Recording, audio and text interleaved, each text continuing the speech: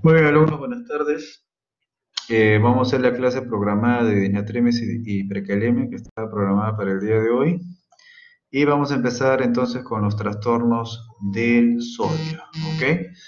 En cuanto a los trastornos del sodio, vamos a empezar por el más frecuente, que es la hiponatremia, y que básicamente ustedes tienen que recordar estos dos aspectos, ¿no? Puede haber un paciente con hiponatremia cuando hay una disminución real, o sea, corporal del sodio, o la otra, que es definitivamente la causa más frecuente que siempre van a ver, es que cuando existe un exceso de agua más que del sodio, exceso de agua corporal, en ese caso habrá hiponatremia que tiene un componente dilucional, ¿no? Por eso es importante que cuando hablemos del sodio, hablemos del agua, porque puede haber trastornos del agua primarios, ¿no? Entonces el agua ya está muy bien documentada en cuanto a su distribución transcelular, plasmática, intersticial, celular, todo esto se ha medido con estos biomarcadores para verificar qué cantidad tenemos. Y a nivel, durante las diferentes etapas de la vida, miren, en el infante, pues esto puede llegar hasta el 75%. En un paciente adulto, varón, el 60%, que es el valor porcentual que clásicamente el alumno reconoce. En la mujer adulta, más bien es un 55%. Y miren cómo cambia esto ya en el anciano. Hay que dar esta diferencia, ¿no? Miren que en el varón anciano es hasta el 50% y en la mujer aproximadamente 45%. O sea, nos vamos secando, es la realidad, ya, en el transcurrir de la edad, en grupos etarios, y tenemos que saber bien estos porcentajes porque al momento que nosotros utilicemos una fórmula para responder sodio, como en efecto se hace, hay que utilizar cuánto es el agua corporal total. Así que mal haría yo en estar estableciendo a todos los pacientes por igual o un 60%. Muy bien. Tengo también un balance de agua. Mira, a todo paciente que tenga problemas del sodio, tengo que hacerle un cálculo de balance hídrico, que por un lado tendré ingresos y por otro lado tendré los egresos, ¿no? Ingresos, todo lo que tenemos de bebida, alimentos, incluidos los sólidos y el agua de oxidación metabólica que produce todas las células. Y esto me suma una cantidad y a esto hay que restarle lo que normalmente perdemos por diuresis, pérdidas insensibles o por perspiración también, y en heces. El balance hídrico normalmente debe de ser neutro. En algunas ocasiones esto podemos ser que se altere y se pierde más, sea más negativo cuando tengo diaforesis severa o cuando el paciente tiene fiebre o hiperventila, porque ahí se pueden incrementar las pérdidas insensibles. Muy bien. En el caso de la hiponatremia, ya centrémonos en esta. Se clasifica cuando el sodio está en menos de 135 y acá hay un aspecto a tener en cuenta. Normalmente ustedes saben que el sodio se asocia a la osmolaridad, ¿cierto? Porque la osmolaridad sérica normalmente se estima con la cantidad del sodio. Entonces, en efecto, cuando yo tengo más sodio en la sangre, yo puedo predecir que tengo más osmolaridad, lo lógico. Sin embargo, cuando yo tengo menos sodio, yo no puedo decir que es igual a tener menor osmolaridad, o sea, que la persona esté hipoosmolar o hipotónica. No puedo decir lo mismo. Si tiene en efecto hiposmolaridad, diré que la hiponatremia es verdadera, es real. Pero si es que no está reducida la osmolaridad, puede ser de que sea una pseudohiponatremia o puede ser que sea hiponatremia dilucional. Entonces, en conclusión, finalmente una reducción del sodio no predice la osmolaridad reducida necesariamente.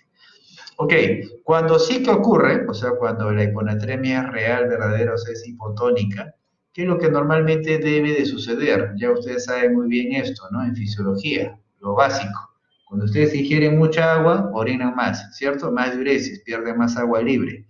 O sea, la orina está más diluida. O sea, cuando tu osmolaridad en sangre disminuye, tú debes de diluir más tu orina. ¿Qué es lo que pasa acá en enfermedad, en hiponatremia hipotónica? Se supone que debería estar la orina diluida. Si la orina está diluida, se supone que tu ADH debería estar suprimida. Sin embargo, en la enfermedad, en la patogenia de la hiponatremia, lo que vamos a ver es secreción del ADH a pesar de la reducción de la osmolaridad. ¿Se dan cuenta? O sea, algo no esperado. Muy bien. Cuando tengo hiponatremia real, o sea, hipotónica, en el medio, fuera de la célula, van a generarse todos estos cambios, ¿no? Acá un eritrocito, por ejemplo, en un medio isotónico no hay ningún problema, pero el problema es cuando está rodeado de un medio hipotónico. porque en ese medio hipotónico es cuando va a ingresar el agua, porque el agua, deben saber ya ustedes muy bien, por ósmosis siempre se desplaza de menor a mayor concentración, y por lo tanto esto va a inducir un edema eritrocitario y finalmente lisis, ¿cierto? Este es el ejemplo del eritrocito, pero ojo que esto en la sangre, en el plasma, el estado hipotónico puede alcanzar a todas las células, ¿ya? ¿Dónde será más de impacto clínicamente? En aquellas células en que estando edematosas, ese tejido no se puede expandir. ¿De qué estamos hablando? De las neuronas, a nivel del tejido cerebral. El parénquima cerebral no se puede expandir porque está rodeado de la calota craneana y por esta razón es que tendremos las manifestaciones clínicas principalmente neurológicas. Muy bien. Entonces, medio hipotónico, entonces hay que diferenciarlo bien del medio isotónico, que es el normal, es el que está en sangre. Por eso es que tonicidad tiene que estar referido siempre a la osmolaridad o la presión osmótica del plasma. Y cuando ya se generan estos cambios, hablamos de cambios de la tonicidad en forma efectiva. Entonces, la clasificación de las hiponatremias pueden estar relacionados según el estado de la volemia en hipovolémicas, en euvolémicas o hipervolémicas, ¿no? Entonces, esta es la clásica tablita donde vemos esta clasificación. Por ejemplo, en el estado, bueno, al comienzo decíamos que el sodio básicamente está relacionado a dos cosas, ¿no? Disminución del sodio corporal total, que normalmente se estaría asociado aquí, o cuando hay más exceso de agua, que normalmente estaría asociado a estas dos. ¿Ok? Muy bien. Entonces, por ejemplo, en hipervolémica, yo tengo más exceso de agua que de sodio, está diluido el sodio. ¿Dónde vemos eso? Por ejemplo, en insuficiencia cardíaca, en la cirrosis, en el síndrome nefrótico, ¿no? En estas enfermedades hay mecanismos que generan reabsorción primaria de sodio, por lo tanto el sodio urinario está reducido. Pero cuando ya hay falla renal aguda o crónica y defectos del túbulo y que no capta sodio, por eso el sodio urinario está aumentado. Igual en ambos defectos hay incapacidad para la regulación del agua y por lo tanto el agua tenemos más que el sodio y por lo tanto al final se diluye. En el caso de las hiponatremias euvolémicas, ¿qué es lo que tenemos? También tenemos un exceso de agua en comparación al sodio y aquí tenemos un sodio urinario aumentado. ¿Dónde vemos esto? Cuando hay deficiencia de corticoides, en el hipotiroidismo, y acá queremos llegar al CIGAT, ¿no? Que normalmente a veces lo hacemos el diagnóstico por descarte. También acá habrá sodio urinario aumentado y hay más exceso de agua que de sodio, pero es euvolémico, el paciente no tiene edema. Y en las hipovolémicas, miren, es porque el paciente está perdiendo sodio, lo puede perder, por ejemplo, con diuréticos, nefropatía perdedora de sal, en una cetoacidosis, cetonuria y diuresis osmótica. Acá el sodio urinario está aumentado. Pero también puede darse el caso que estemos perdiendo el sodio por los vómitos, diarrea, etcétera. También perdemos agua. Y lo que va a hacer el riñón es más bien su mecanismo compensatorio, ya que estás perdiendo por vómitos, diarrea, reabsorber sodio y agua, y por lo tanto el sodio urinario acá estará reducido, ¿no? Sin embargo, la pérdida por estas zonas extrarrenales es mayor y por lo tanto al final alcanzamos la hipovolemia. Bueno, muy bien. Entonces, cuando tenemos hiponatremia, ya hemos dicho que la manifestación primaria radica principalmente en los síntomas neurológicos, desde menos de 135 hasta lo que se considera de severidad, que es menos de 120, que esto puede llegar incluso hasta el coma. Cualquier manifestación neurológica a veces se puede asociar a la hiponatremia. Cuando un paciente tiene hiponatremia, miren, ahí tienen el parénquima normal, alcanza ese estado hipotónico, entonces ingresa agua a nivel de la neurona, está edema en el parénquima cerebral, y como consecuencia de esto, el organismo, las neuronas tienen un mecanismo de adaptación. Rápido, ese mecanismo de adaptación, puesto de que el medio fuera de la célula de la neurona tiene menor osmolaridad, entonces para que no siga ingresando agua, lo que hará esa neurona es reducir la osmolaridad dentro de su célula. Por lo tanto, ¿qué es lo que hará? Perderá electrolitos, sodio y potasio. Y en una segunda etapa, perderá otro tipo de osmolitos, como los idiógenos, la taurina, etc. Y ese será su mecanismo de compensación. Si durante esta compensación nosotros le damos un tratamiento, que normalmente cuando el paciente tiene una hiponatremia hipotónica, son sustancias hipertónicas, que es lo que podría pasar si es que yo se la administro mal, o sea, o muy rápido o lo dosifico mal. ¿Qué es lo que puede pasar? Puedo generar el estado opuesto, o sea, ¿Qué es lo que pasa en un estado hipertónico? Ahora va a desplazarse el agua desde la neurona hacia afuera, o sea, se va a producir una deshidratación de la neurona y que clínicamente va a inducir una alteración que es la desmielinización osmótica, ¿ok? Entonces, el síndrome de desmielinización osmótica, ¿ya? Lo voy a encontrar frente a una terapia inapropiada. Muy bien, entonces del tratamiento, que es lo que tenemos que centrarnos, miren, si el paciente tiene una causa hipovolémica con depresión de volumen, le daré sustancias isotónicas. Si está edematoso, restricción de agua, de hídrico, y corregir la enfermedad de fondo. Y solamente cuando el paciente tiene hiponatremia sintomática y es severa, o sea, menos de 120 y además es aguda, es cuando recién alcanza una emergencia y ahí es cuando yo requiero intervenir. ¿Cuáles son las recomendaciones terapéuticas? No incrementar el sodio a más de 6 miliequivalentes el primer día. Ojo, hace mucho tiempo atrás, hace años, la recomendación en los textos decía no incremente más de 12. Luego lo bajaron a 10, luego lo bajaron a 8.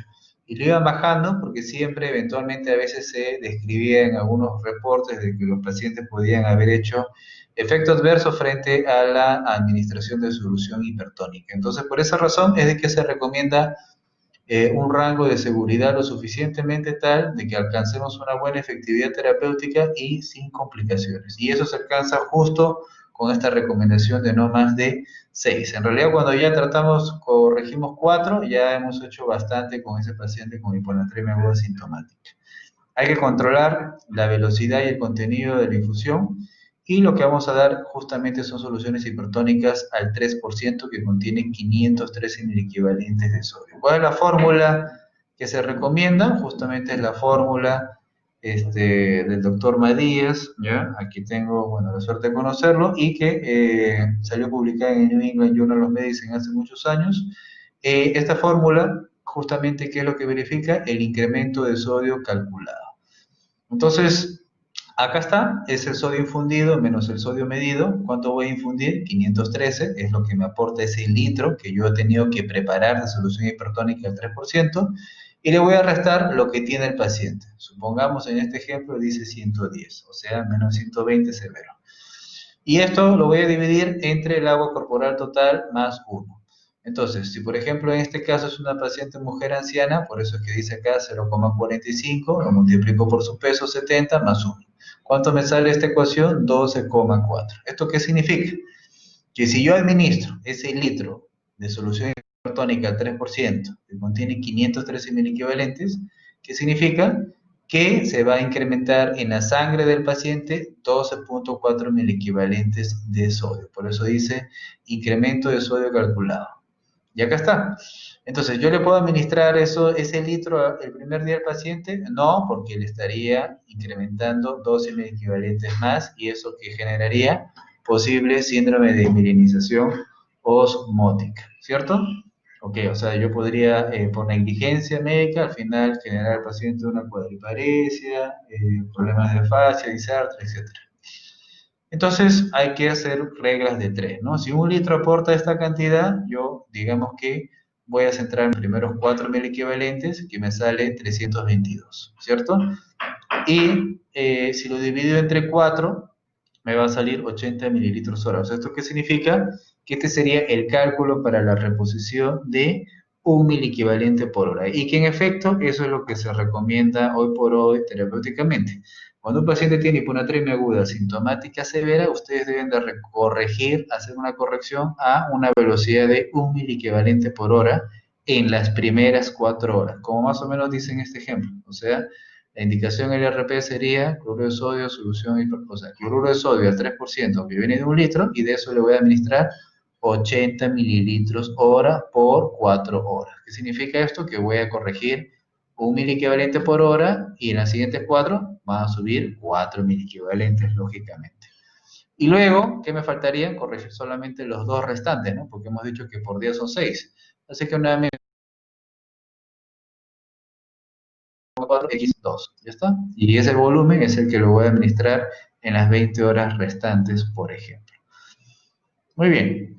Eso es en el caso de la hiponatremia aguda sintomática severa en la que sí se le da soluciones hipertónicas. Pero si el paciente tiene hiponatremia crónica y es asintomática, a pesar de que tenga el sodio en menos de 120, lo que yo debo de tratar es la causa, ¿ya? Normalmente esto lo vemos en la patología dilucional, exceso de agua, cirrótico, etcétera. Entonces, lo que hay que hacer ahí es restringir los fluidos, calcular el exceso de agua. Existen sí unos medicamentos que son acuaréticos, o sea, favorecen la excreción de agua libre, que son los bactanes, que todavía no llega a nuestro medio, y que, ojo, a veces, bueno, están clasificados como un tipo de diurético, pero no tienen acción natriurética, sino más bien tienen acción acuarética, o sea, porque al bloquear propiamente la acción de la hormona antidiurética, como hacen estos medicamentos en su receptor B1 de la ADH, entonces se favorece la pérdida de agua. Muy bien, y hay otros mecanismos terapéuticos que favorecen la excreción de solutos, porque eso también favorece la pérdida de agua, ¿no? A veces se les recomienda a los pacientes que tengan una dieta con mayor carga osmolar. Muy bien, ahora pasemos a la hipernatremia. En este caso, igual, como vimos antes, puede tratarse de un aumento primario de sodio o porque hay déficit de agua. En este caso, hipernatremia más de 145, ya hemos dicho que su aumento siempre es un estado hipertónico. Ahí está la clasificación de las tres posibles causas.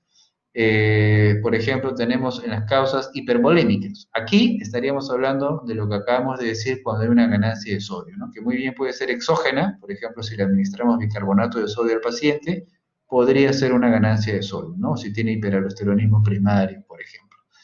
En cambio, en estas otras causas, EU y hipovolémica, más bien estaría lo otro que hemos dicho, en la que más bien existe un exceso de agua.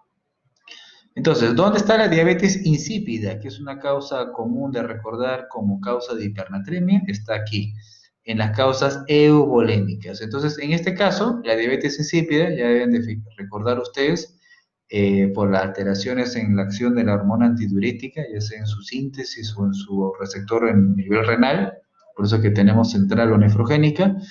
Los pacientes, al no actuar adecuadamente el ADH, tendrán poliuria, ¿cierto? Y al tener poliuria y perder agua, al final el sodio se concentra y por eso hay hipernatremia, ¿ok?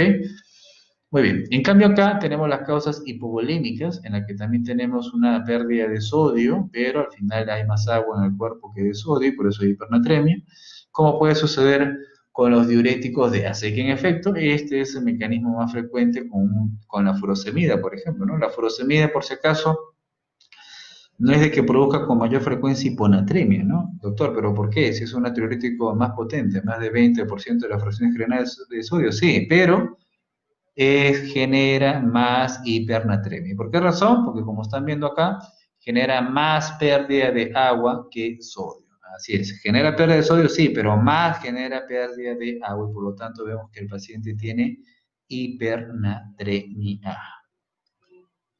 Muy bien, la manifestación clínica es que el paciente tendrá sed, lógicamente está deshidratado y también tendrá clínica neurológica, ¿no? Lo opuesto a este caso es de que por el medio hipertónico va a perder agua, las neuronas se van a deshidratar y también tendrá su mecanismo adaptativo rápido y lento. Entonces, inicialmente, si es que el medio está más hipertónico, entonces lo que tendrá que hacer la neurona es ganar más osmolaridad dentro de su célula y por lo tanto acumula más electrolitos, o en segunda etapa acumula más estos osmoles y diógenos de los que hablábamos, y la terapia inapropiada que generaría complicación sería, ¿cuál sería? Bueno, en este caso, si yo tengo una hipernatremia severa, sodio más de 160, entonces yo tendría que darle ahora una solución hipotónica. Pero ¿qué pasa si la administro mal? Como ya muy bien explicado por qué, o muy rápido, etcétera, entonces corrijo demasiado el primer día, entonces me voy al otro estado. O sea, ahora voy a producir un edema cerebral. Entonces, al final, lo que ustedes tienen que vigilar terapéuticamente es una corrección adecuada. Muy bien, si el paciente está deshidratado, hay que hacerle una represión del volumen. Y si el paciente está con hipernatremia, yo lo que tengo que hacer es darle una solución de menor osmolaridad, ¿no? Hipotónica, que puede ser la destroza al 5% también, y las correcciones deben ser por igual, ¿no? A un miliequivalente por hora y luego ya le voy reduciendo la cantidad. Y utilizo la misma fórmula de Matías, que es un fisiólogo experimental, y simplemente la fórmula, si la utilizo de la misma forma, el valor que me va a salir es en negativo. Entonces, igual, la recomendación es que no se supere la reducción más de 6.000 equivalentes el primer día.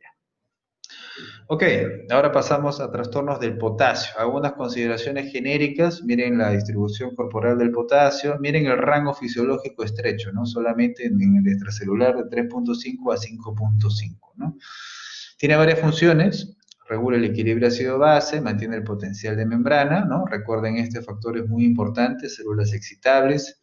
Si yo no tengo una buena concentración, si yo no tengo una buena diferencia de potasio entre el extra y el intracelular, entonces yo no voy a poder inducir la salida de potasio desde el intra hacia el extra, ¿cierto? Y si yo no induzco esto, no voy a alcanzar ese umbral de electronegatividad necesaria para que la célula sea excitable. Por eso es importante mantener esa diferencia, o sea, el potencial de membrana. Otra característica es, y a esto se debe esto último, la electrofisiología celular. La otra característica es que mantiene el volumen intracelular, ¿no? Puesto que la principal cantidad de potasio está en efecto el 98% dentro de la célula y una cantidad escasa, como hemos visto, está fuera de ella. ¿Quiénes regulan? Regula el intestino, miren, pero solamente al día 5 equivalentes se pierde. En cambio, el riñón hasta 75 equivalentes, que es casi cercano a lo que podríamos ingerir de la dieta, ¿no? Entonces, el principal regulador es el riñón. Es importante recordar que propiamente la gran concentración de potasio en el intracelular y la del sodio en el extracelular se debe a la bomba 3-sodio potasio ATPasa, que justamente es lo que diferencia la osmolaridad extra e intracelular. Y por otro lado, la aldosterona, que es una que tiene varias funciones, como para recordar acá, finalmente la formación de los canales epiteliales de sodio o los de potasio que favorecen su secreción. Muy bien, hablemos ya de la terapéutica en discalemias. ¿Qué es lo primero que tenemos que hacer? Medidas de urgencia. O sea, primero actúo, luego pienso. Si el paciente tiene hipercalemia, yo primero le estabilizo la membrana y le administraré un gluconato de calcio. ¿Ok? Luego ya me puedo verificar si es que fue una pseudo, hiper o hipocalemia. Luego ya me centro en el riñón, porque ojo que es el principal regulador, y luego ya establezco mi diagnóstico diferencial. Entonces, en una hipercalemia, en efecto, puede haber una pseudohipercalemia, como por ejemplo un interno que contento le sacó el AGA a su paciente y luego se fue corriendo para recoger el AGA y en ese transcurso de que fue corriendo fue agitando la muestra, alisando los eritrocitos y generando hipercalemia facticia, o sea, una pseudohipercalemia. Otra causa es de que haya sobrecarga endógena, o sea, hay algunas causas muy puntuales de esto, como la hemólisis, el estado hipercatabólico, la necrosis, que también puede inducir. Si yo no tengo estos factores, hay que pensar en cambios transcelulares, o sea, por ejemplo, cuando hay el medio ácido, eso favorece la salida de potasio fuera de la célula, eso se llama cambio transcelular, y si tampoco encuentro esto, ahí veo, como ya les decía, la respuesta renal. La respuesta renal básicamente va a estar entre aquello en lo que se altera el filtrado glomerular, por ejemplo, si se reduce el filtrado como en una insuficiencia renal avanzada o en una falla renal aguda, entonces no se va a filtrar adecuadamente el potasio y por lo tanto al final el paciente tendría hipercalemia, ¿no? Además de que al reducirse la filtración de agua y de sodio no se intercambia con potasio. O puede ser de que el otro problema que existe en el riñón es que el gradiente transtubular de potasio esté reducido, que al fin de cuentas es propiamente los defectos en la secreción tubular a nivel de la célula principal donde actúa la aldosterona, ¿no? Por eso es que cuando hay hipoaldosteronismo, ese gradiente transtubular está disminuido. Estos son los cambios transcelulares frente a la acidosis. Y el paciente clínicamente lo que va a tener son en la hipercalemia estos cambios, ¿no? Bradicardia, hipotensión y arritmia, ¿no? Cambios electrocardiográficos, miren las famosas ondas T picudas, ¿cierto?